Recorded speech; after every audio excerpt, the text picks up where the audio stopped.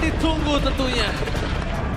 Dengan adanya match kali ini, menandakan dua raja memperebutkan satu tiket ke babak selanjutnya.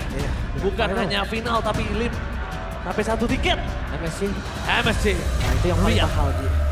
Match point untuk Onyx dan kita akan lihat seperti apa. Oke, tentunya kita akan berikan semangat untuk kedua belah tim. So, Jakarta International Velodrome, mana tepuk tangannya?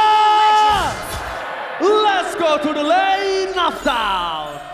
Pembuktian apakah sang raja dari segala raja bisa setidaknya mengamankan satu kemenangan dulu untuk memperpanjang nafasnya atau malah Raja Langit yang terbang mulus ke Riyadh.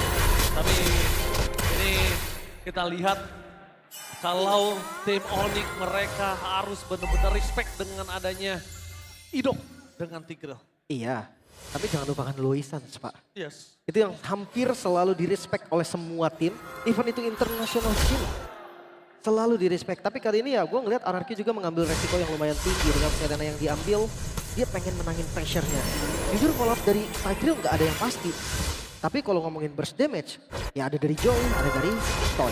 Ya. Tapi Idok bahkan bisa di cancel loh. Dan bakal lihat di depan sana. Langsung ada sedikit team fight. Tapi saat terlalu besar damage yang diberikan apakah burst blood Idok. Tertakedown begitu saja. Sekalipun ada Tsujin tidak akan bisa cukup lama berada di garis depan. Karena balik lagi Sans. Lim tadi udah berbicara. Kalau Sans dengan Lowy-nya bisa dikategorikan adalah top 1 di Indo. Ya, setuju. Top 1 Indo mungkin kalau misalkan ada saingan di internasional, gue bisa sebut satu nama Super Prince. Yang itu diakui oleh seluruh dunia. Wah, Super Prince oke sih. Bisa kita bilang kalau dengan emblem yang dimiliki dari Sans, ini bakal banget survive dirinya dia. Pull yourself together. Dia butuh cooldown yang lebih cepat untuk spellnya. Karena ya kita tahu Lowy sendiri bukan skill yang bisa escape. Dia nggak punya skill escape. Mengandalkan spell saja dan wah, loot ini. Oh my god. Damage yang lumayan nih. Ini damage-nya Dairon walaupun level 4, jangan lupakan Lim. Dia bisa meledak di depan sana. Betul, di setup dan ini bakal cepat tapi lihat diversion ini. Oke, lihat surprise! Happy birthday! Hampir saja termakan tapi Kimoy melakukan following up dan Sans langsung melakukan sedikit flashing gaming. Lutfi tidak akan membiarkan Idok lepas begitu saja. Bersama dengan adanya Lutfi dan juga Dipaksa. Kimoy membuat Idok Implosion! tertakedown, tapi Implosion tidak bisa membuat tim dari Onyx kali ini luluh-lantah. Memang startle di tangan dari tim RRQ. Tapi itu memang udah di atas kertas. Kalau Joy akan berhasil mendapatkan turtle. Sedangkan Kairi memilih Oh, mundur really? dengan 4 pedang yang dia miliki. Akan berhasil kabur dari jeratan tim RRQ. Dan setuju. Tsujin, one hit, tembakan Sans. Almost is never done, Kairi is coming. Oh, satu hit terakhir. And Tsujin still survive in the top lane. Oh, Lovin Poise. Nggak ada jalan untuk pulang. Dan Kairi yang malah termakan oleh tim RRQ. Gak bisa kemana-mana lagi Sans. Gak bisa nge-backup Glorious Pathway. Oke, apakah ada jawaban dan digeser? Oh my god! Sans and Kimoy still survive! Sans turn and travel! Penyelamatan diversion yang membuat Keyboy masih selamat. Dan Invade Jungle sekarang RRQ akan membalas apa yang sudah dilakukan oleh Onyx. Oh wait, 911 call yang sangat baik dari Sans. Lihatnya langsung barengan dan Kimoy di ujung lingkaran terakhir. Sempat ngedes tadi langsung masuk ke dalam lingkaran diversion. Tapi ya kita reset lagi. Karena sekarang kedua jungle akan kelarin dulu dari pattern farmingnya masing-masing. Prince dengan 2 kali kemenangan Serena bukan debut pick ya. Bukan. Emang terlihat jarang tapi gak debut kok. Tapi ngelihat kondisi dari Idok juga nggak bisa melakukan impact jungle. Karena nggak ada following up dari Dairon. Ini membuat para pasukan dari tim RRQ, mereka juga nggak punya vision yang sangat jelas. Sedangkan tim fight yang kedua ini akan lebih untung untuk tim RRQ. Tapi lihat Savero, one by one situation di arah top lane. Membuat Toy agak sedikit gemetar. Dan jangan lupakan, Turtle kalau kembali di tangan dari tim Onyx, tidak perfect di tangan dari tim RRQ. Ini menandakan lampu kuning kembali, Lim. Tapi gue rasa akan ada kontes Ji, even itu di set up oleh Wajib. Onyx ataupun dari RRQ. Karena keduanya punya power untuk kontes. Heavy sisi dari Idok, flanking nanti dari diversion. Bisa ngelawan keduanya. Oke, ngeliat RRQ yang udah megang ke arah Turtle. tim dari Onyx, mereka nggak mau buka terlebih dahulu. Karena mereka belum tahu di mana keberadaan dari Sujin. Mereka belum tahu di mana Idok berada. Riz dan Dairon yang dari tadi membuka vision. Iya. Gak ada yang mau setup ya. Ini memang tipikal assassin sih, Ji. Siapapun yang megang akan low dari SP-nya. Tapi Kelihatan Sujin bakal coba dihajar oleh Lutfi.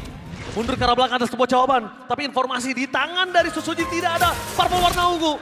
Tidak mau terlalu komit. Dan Sujin dia sadar tidak boleh menggunakan retribution-nya. Ketimbang itu berubah segalanya. Dan Turtle di tangan dari Timor Implosion. Idok telah dikeluarkan untuk defensive skill dan bahkan perpasukan dari tim Onyx. Mereka membalaskan kembali team fight yang terjadi. Nomor buff untuk kedua belah pihak. Langsung ada Lutfi versus everybody. Dan dia Keyboy! What the fresh crack dari Keyboy merubah segalanya. Bahkan ada dari Xavero. Sujin tidak bisa masuk lebih dalam lagi. Damage yang terlalu besar. Membuat perpasukan dari tim RRQ disengket satu semua jawaban. Tebakan purple buff. Mau nggak mau Sujin harus mendapatkannya. Ketimbang nggak ada sama sekali bisa dia miliki. Oh no. Masih di zoning bahkan dengan Turtle. Oh my god, purple-nya hilang. Purple-nya hilang. Purple-nya hilang. Oh no way, Sujin. Semakin tertinggal. Memang dari gold hanya 1000. Tapi lihat apa yang dilakukan Sujin. Dia coba untuk membalaskan retribution. Gagal. Retribution-nya gagal. Sujin bakal coba dikejar. Dengan cover dari Idok. Membuat para pasukan dari tim RRQ berhasil menyelamatkan Sujin. Tapi lihat, satu step anak tangga dari Onyx. Di early game mereka punya 1000 gold difference. Terlihat dengan jelas ya, dengan assassin Idok. Implosion! Tapi dengan Tables of Blade berhasil memberikan sedikit space. Meanwhile di depan sana Sujin bakal coba ditangkap dengan ada Sans. Tidak ada lagi mata yang terlepas dari Sujin. RRQ mereka harus regroup. Mereka harus berkumpul. Ketika mereka kalah dari gold, mereka bisa menangin dengan jumlah. Tapi ya Toy masih menjadi harapan nih untuk RRQ juga. Satu kali tumbang memang, tapi ada 1 point kill. Burst damage yang tadi sempat gue bahas. Ketika Implosion dibuka, tidak ada EOE lain selain Sujin. Dan itu menjadi PR untuk RRQ.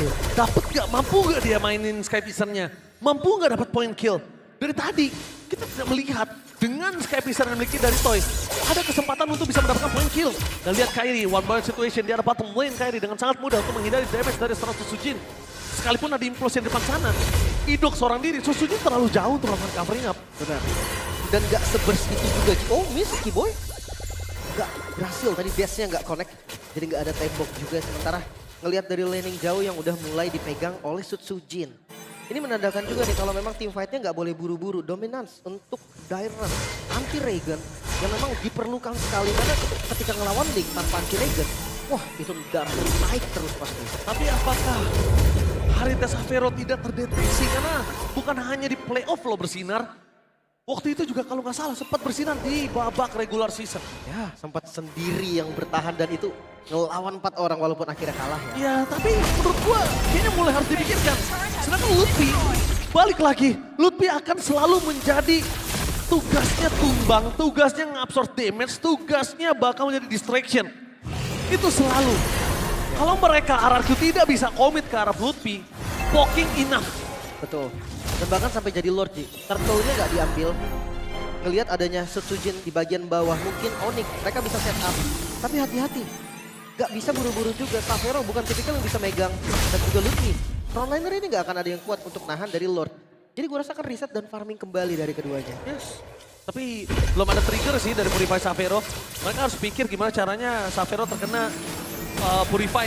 Di pop up terlebih dahulu. Karena kalau misalnya Xavero masih punya Purify, ya mau nggak mau Idok bakal coba untuk numbangin yang ada di depan. Tapi dengan flicker yang dimiliki dari Lutfi, ingat Lutfi benar-benar punya satu skill escape mechanism. Either dia nggak escape atau nggak dia akan tuker. Pasti satu nyawanya dia bisa tuker 2, bisa tuker 3. Iya, karena butuh waktu yang banyak banget kan untuk numbangin ke arah Lutfi. Dan mengganti strategi RRQ, mereka coba untuk 3-2. Melihat adanya Kairi yang bebas di bagian bawah akan menjadi masalah serius. Maka dari itu Idok diperlukan nih untuk pegang Kairinya, untuk tahan mobilitas dari Kairinya. Pertanyaannya, cukup gak burst damage dari Toy untuk sekarang? Belum, jujur belum. Tidak cukup untuk Toy saja.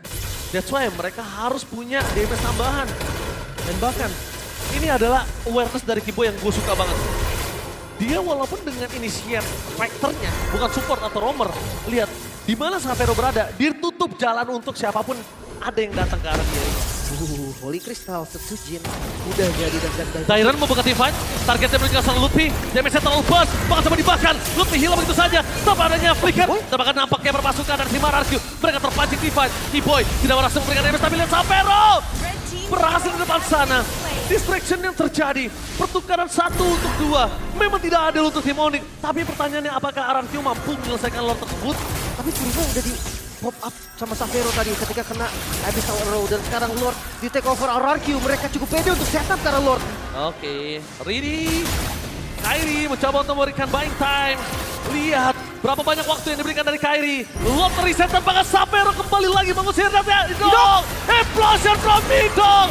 Membalaskan kembali keadaan. Kehilangan 2 member. Membuat pasukan dari tim RRQ mendapatkan keuntungan. Dan RRQ berada di depan Lord dengan bebas. Implosion yang terlihat tadi dari Idok begitu baik. Lord bisa di set up ulang. Retribution memang masih ada untuk Kairi dan tidak ada untuk Setsujin. Tapi ini adalah momennya. RRQ harusnya mendapatkan free Lord. Dan Onyx melepas Lord tersebut. Yes, momentum dari Onyx yang ternyata tahu dengan satu Purify dari Sapero yang tidak ada merubah segalanya, Lim. Wind of Nature Toy terlihat lebih respect Ki kali ini Ki. Ya. Dengan defensive item juga Wind of Nature yang bisa menahan Tempest of Blade, Divine Sword. Masalahnya memang ada di Sapero, tapi gua rasa Sapero juga gak bakal bisa menjangkau belakang yang jauh banget. Oke, tapi ngomongin Sapero bermain di front to back itu udah cukup sih, Lim. Sapero bermain di front to back, burst damage-nya udah cukup. Cuman dari tadi sebenarnya dari Lutfi pribadi itu terlalu banyak tidak ada barter damage. Dia nge-absorb saja, nggak ada barter damage, flicker sampai dibuka. Ini juga menjadi kendala. Karena tadi diversion sih, dia bawa 4 member kan. Jadi nggak ada orang di belakang Lutfi. Seakan-akan Lutfi akan menjadi bait dan akan digunting langsung sama teman-teman Onyx yang lain. Sayangnya kejadiannya nggak seperti itu. Lutfinya dimakan dan backupnya jadi terlambat. So kali ini Lord akan menjadi Lord yang lumayan berbahaya walaupun goldnya nggak berbeda jauh. Tapi lihat nggak ada high ground defender yang pasti loh untuk Onyx juga. High ground yang pasti memang tidak ada. Ini adalah sebuah poin yang bisa didapatkan oleh RRQ. Cuma dengan adanya Lord di atas menit 12 udah tidak ada holy defense. Dengan Glorious Pathway juga mungkin satu poin kill akan bisa didapatkan atau bukan satu turret. Lutfi menjadi target utama mereka. Zaman Force telah dikeluarkan, target menuju ke arah belakang. Idok tahu para pasukan dari tim Onyx mereka masih punya Purify kembali. Berhasil melakukan defensif, tapi lihat Sapero sadar dengan Lele dan tidak mau terlalu terpick off dengan Idok. Dia tahan trigger Purify-nya. Tapi ini ngeselin banget sih Abyssal Arrow yang hanya skill kedua gitu loh, bukan ultimate, bukan yang cooldownnya lama, tapi itu bisa ngebait Purify dari Sapero, tapi Conceal. Oke, Conceal Gaming. Dan di sana pasukan dari tim RRQ mencoba untuk mendapatkan satu batu turret tambahan dengan minion yang besar. Kembali lagi diselamatkan oleh para pasukan dari tim Onyx. Clear minion, wave-nya masih berjalan dan bahkan Kairi dia tidak usah bantu sampai ke arah top lane. RRQ benar-benar tidak boleh kehilangan gripnya lagi untuk game kali ini. Masih bisa bertahan, tapi diversion yang cukup berani. T-Boy yang dilempar ke bagian belakang. Tidak ada deteksi memang, tapi akan dipaksa RRQ. Mereka mau best turret di bagian top lane. Oke, mereka memaksa, informasi didapatkan. Dan kebaca begitu saja implosion dengan seorang Idok. Tapi K-Boy kali ini membuat para pasukan dari tim RRQ terperangkap. Toy! Flicker more defensif, retribution dikeluarkan. Wind of Nature dan trigger terhadap Toy. Informasi didapatkan. What the play from Kairi. Bahkan Setsujin garis jalan untuk pulang. Dan ingat, Toy tidak ada Wind of Nature. Kairi hanya geletak sambal. Oh, Dan lagi, ternyata itu hanya pet belaka. Lihat di balik sana, Sapero. Surprise! Sapero! What a play! Lihat diversion yang diberikan oleh seorang Sans. Membuat RRQ kebingungan untuk melakukan defense tebakan. Disengage saja nggak menjadi sebuah pilihan. The best Louis player in Indonesia, Sans, menunjukkan diversionnya. Sangat kuat, tapi Sans. Satu bola lele bakal coba makan karena Sans. Tapi ingat, Sans masih punya absorb damage. Tidak bisa terlalu terburu-buru untuk dimakan. Dan bahkan kalau tim RRQ, dia nggak boleh buka vision sedikit pun. Itu bisa dimakan oleh tim dari Onyx. Diversion mundur, tapi ada ketinggalan. Gak masalah, karena Lutfi juga yang tertinggal. Gak gampang untuk ditumbangin dan sekarang Lord untuk Onyx. Keadaan mulai berbalik. T-Boy, dia sabar banget nunggu di belakang sana. Udah ketahuan loh tadi. Dan implosionnya untuk K-Boy itu yang ngebuat Sapero pede. Bahkan Purify-nya sampai sekarang available. Itu dia. Diversion yang dikirim tuh gak semua hanya Xavero, hanya Keyboy. Tapi itu sangat berdampak positif pastinya untuk Onyx. Gold ditarik. RRQ, gue sempat bahas Onyx gak punya high ground defense kan. RRQ juga sama. Tapi lihat kalian, tadi trigger WO-nya. Iya, defense short-nya ke belakang. Pura-pura gertak-gertak sambal. Ya, itu drill sih gertakan yang berhasil. Tapi Edison Onyx kembali. Sakit juga itu setengah darah. Udah pasti, tapi lihat Xavero. Masuk lebih dalam Xavero. Solo pick up pun terjadi. Mengacak-acak para pasukan dari tim Mararki. The rookie from Mararki. Bahkan kita tahu, lihat permainan yang luar biasa dari Xavero pernah ditunjukkan di playoff. Kali ini bakal coba dipaksa dengan PS Turret dari bottom lane. Fokus ke PS Turret, mereka tidak punya high ground defender. Bakal coba dilurusin. Fokus ke Idol. Belum ada implosion. Tidak mau terlalu terburu-buru. Tertangkap di zaman Diren. Suci di target. Tapi ada implosion. Memang berhasil tapi dapat Soulblast. Mempura-puranakan para pasukan dari tim RRQ. Meanwhile di depan sana, Kairi akhirnya memilih untuk disengage ketika Sang Raja masih bertahan. Menolak tumbang. Sutsujin masuk dengan Electrifying Beats. Membombardir pasukan Onyx dan akhirnya menyisakan Kairi seorang diri. Terlalu buru-buru nampaknya Onyx. Mereka bisa bertahan ternyata dari RRQ. Kita bisa lihat dari replaynya nih, Lordnya ditarik ke arah mid lane. Dan Implosion, Idok, wow 4 member. Keyboy instan, Sans hilang secara instan juga. Menyisakan Lutfi, Kairi gak bisa berbuat banyak. Akhirnya Lutfi hanya baik time dan Lord bisa di-clear. Yes, Idok, kita sudah bicara di awal. Jangan lupakan, ini adalah the grill dari Idok. Dan di sisi kiri cuma Xavero yang punya Purify. Ya. Hati-hati. Bahkan tadi Xavero tetap gak berkutik juga sih. Masalahnya burst damage-nya tadi masuk semua. Ada dari Abyssal Trap, ada dari Electrifying Beats. Belum lagi kita bahas soal Toy, Rhapsody, Dark Sonata. Itu udah sakit. Gak bisa dianggap remeh juga. Namun memasuki menit 16. Kelihatan dari Gold Grip yang naik turun. Ini dia ya, ini vibes upper bracket final. Kelihatan jelas banget. Dari keduanya gak ada yang mau kalah. Tiket MSC mahal banget pasti untuk mereka. Terlalu mahal. Walaupun memang match point-nya ya fakta ada di Onyx. Iya, match point dengan 2-0. Bukan 2-1 ya Lim. Ya. Jadi bisa dibilang sekarang skala dari kemenangan, dari win probability.